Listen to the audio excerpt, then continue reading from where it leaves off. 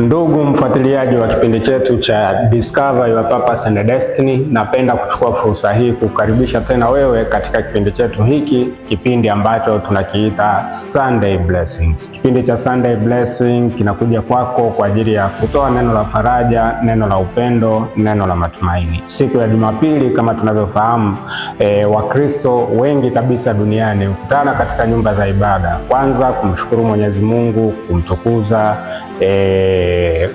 kumwabudu na kumuomba.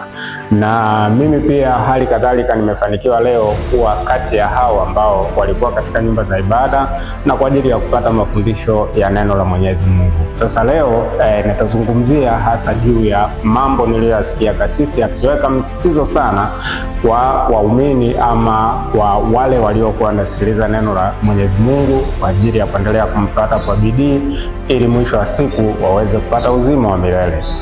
Yeye kasisi amezungumzia juu ya mambo muhimu mawili. Jambo la kwanza, amezungumzia kitu kinaitwa maskini wa roho. Kitu cha pili, akazungumzia kitu kinaitwa furaha. Sasa juu ya maskini wa roho, aliongozwa na neno loko linasema kwamba heri walio maskini wa roho, maana ufalme wa Mungu ni wao. Na neno hilo kasisi akajaribu kufafanua kwa kina sana kwamba neno maskini wa roho au neno maskini linatupatia fundisho kubwa ambalo linaenda kinyume kabisa na mafundisho mengi tuliyowahi kuyasikia, hasa mafundisho ambayo tunasema ya ulimwengu ama ya dunia, ambayo tunaendelea kuyapokea kila siku kutoka kwa wanajamii na katika mazingira tofauti. Sasa kasisi akaonyesha kwamba tunaposema maskini ni yule mtu ambaye ana ukosefu wa kitu fulani. Tungeweza kusema kwamba labda ni maskini wa vitu, ana vitu fulani ambavyo angeendelea kuvitafuta kwa bidii: makazi, mavazi, chakula cha kutosha, fedha na vitu kama hivyo, ama utajiri. Kwa hiyo umaskini ni upungufu wa kitu fulani. Kwa hivi akajaribu kuonyesha kwamba tunaposema maskini wa roho, maana yake ni kwamba ni wale ambao wao wamejiona kwamba au wanaona kwamba wanapungukiwa kitu fulani katika roho zao, ambacho daima kinawasukuma kuendelea kutafuta zaidi ili waweze kuwa nacho cha kutosha. Kwa hiyo maskini wa roho, tafasiri yake akaonyesha kwamba ni wale watu ambao siku zote kwa bidii wanaona kwamba wanaendelea kumtafuta Mwenyezi Mungu, lakini hawajampata kwa asilimia zote. Kwa hivyo wanaendelea kuweka juhudi zaidi katika umaskini wao ili kuendelea kujinemesha zaidi ama kupata utajiri wa roho. Kwa hiyo umaskini wa roho tuseme ni kwamba ni kati ya kitu ambacho kinamfanya huyu muumini anayemtafuta Mwenyezi Mungu ajue kwamba bado hajafika katika safari yake, anaendelea kutafuta kwa bidii. Kwa hivi ni sawa na yule ambaye tungesema labda katika umaskini wa kawaida wa kukosa vitu. Kwa hiyo mtu siku hadi siku anaendelea kutafuta zaidi ili aendelee kujipatia kile alichokuwa anakitamani ama anakitafuta katika maisha yake.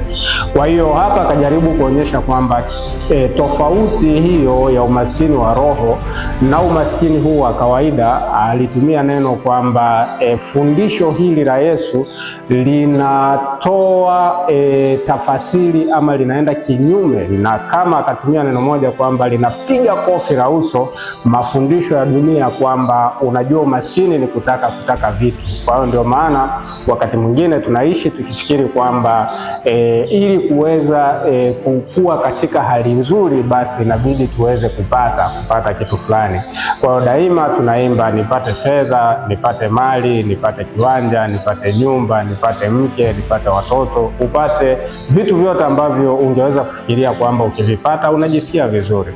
Lakini Yesu anaenda kinyume kabisa, anaonyesha kwamba umaskini unaoonekana salama kwa Mungu, umaskini wa roho ambao ni kuendelea kumtafuta Mwenyezi Mungu ili kuendelea kujijazirishia zaidi pale mahali ambapo unaona kwamba pamepungukiwa rohoni, ili uendelee kupata ule utajiri. Na ndipo hapo akatumia neno hilo kwamba heri maskini wa roho kwa sababu ufalme wa mbinguni ni wao, kwamba hawa daima wanaweka bidii ili kuweza kufunga gap ya umaskini, kwa maana ya kwamba kutafuta utajiri wa mbinguni ama utajiri wa Mwenyezi Mungu kwa Mungu Mwenyezi, tofauti kabisa na ambavyo tungeweza kufikiria kwamba unapokuwa maskini katika hali ya kawaida na kuvipata vitu, basi unafikiri ama unaweza ukaona kwamba umepata vyote, na hapo kasisi akaonyesha kwamba hata ukiwa navyo vingi, lakini kama bado hujampata Mwenyezi Mungu ni kama umekosa vyote. Hiyo akaiunganisha na ili fundisho la furaha, na akatumia neno moja kwamba furahini na kushangilia, maana ufalme wa Mungu ni wenu au ni wao.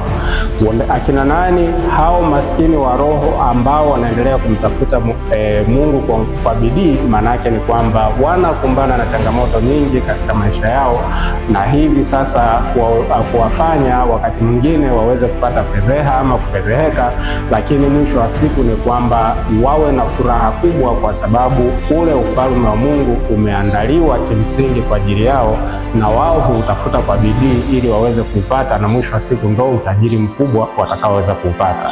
Na hapa kasisi akajaribu kuonyesha kwamba unaweza ukapata kila kitu katika maisha lakini ukakosa furaha, na kumbe kwamba vitu vingi tunavyovitafuta au vinavyotafutwa na watu katika maisha ni katika bidii ya kutaka kujiletea furaha. Naishi mahali pazuri, ninakula chakula kizuri, ninatembelea usafiri mzuri, lakini hayo yote ni nini? Ni kwa ajili ya kutaka kujipa furaha.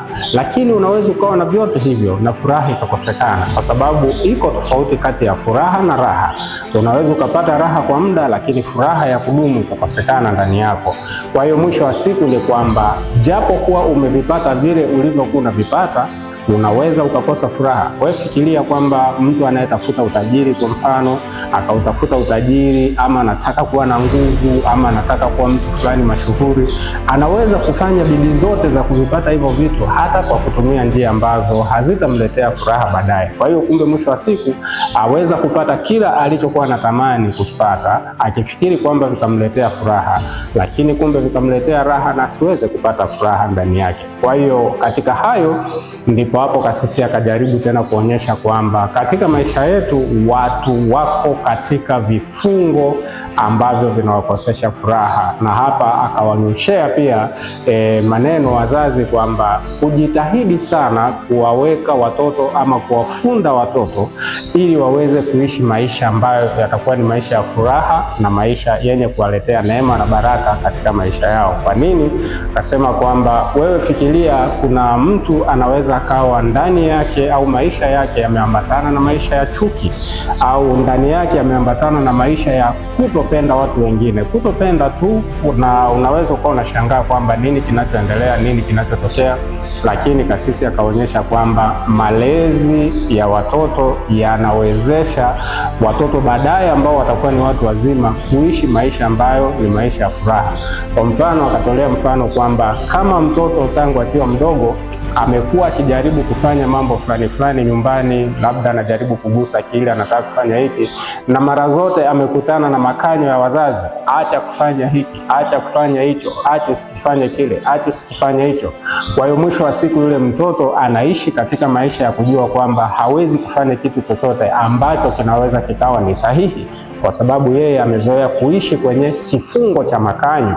Kwa hiyo hivi hata kama akiwa bado mtu mzima ataendelea kuishi namna ile. Au kwa mfano, akatolea mfano mwingine, hata mtoto ambaye labda ameishi bila kuona kwamba kuna upendo nyumbani, upendo kwa baba, upendo kwa mama, upendo kati yetu, upendo kwa mkubwa na mdogo. Kwa hiyo mwisho wa siku anatengeneza kitu kinachoambatana ama kinachofanania kuwa ni chuki ama hasira. Kwa hiyo mwisho wa siku hata anapokuwa mtu mkubwa au mtu mzima, yuko katika ndoa, lakini bado hajui thamani ya upendo. Kwa nini? Kwa sababu hakuonja jambo hilo tangu akiwa ni mdogo. Kwa hiyo mwisho wa siku anaishi kwenye kifungo cha chuki, cha kutokuwa na furaha.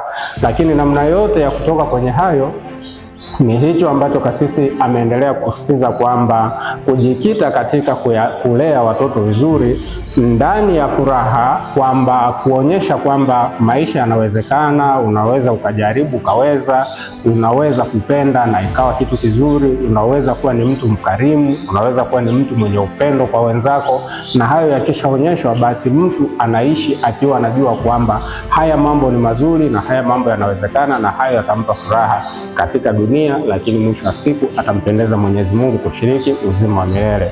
Na katika swala lile la umaskini, hali kadhalika akajaribu kuonyesha kwamba unaweza ukawa na kila kitu ndugu yangu, ukakipambania sana duniani hapa, ukafanya juhudi zote, ukapata kile ulichokuwa unataka wewe, lakini liko jambo ambalo katika maisha, hata kama ni fedha, hata kama ni mali ulizokuwa nazo, haziwezi kulifanya. Na kwa jinsi hiyo ndipo hapo aliposema kwamba sasa maskini wa roho ni kuweka bidii katika kumtafuta Mwenyezi Mungu ili uweze kupata furaha ya kweli katika maisha yako ambayo itadumu wewe hapa duniani, kuacha alama nzuri kwa watu wengine, lakini pia kukufanya wewe uweze kushiriki uzima wa milele ambao ndio hatima ya mwanadamu yoyote aliyeumbwa na anayeamini juu ya uwepo wa Mwenyezi Mungu. Asante sana kwa kutufuatilia katika kipindi chetu. Kila kitu kinaanza na wewe. It begins with you. Do your best and God shall do the rest. Asante.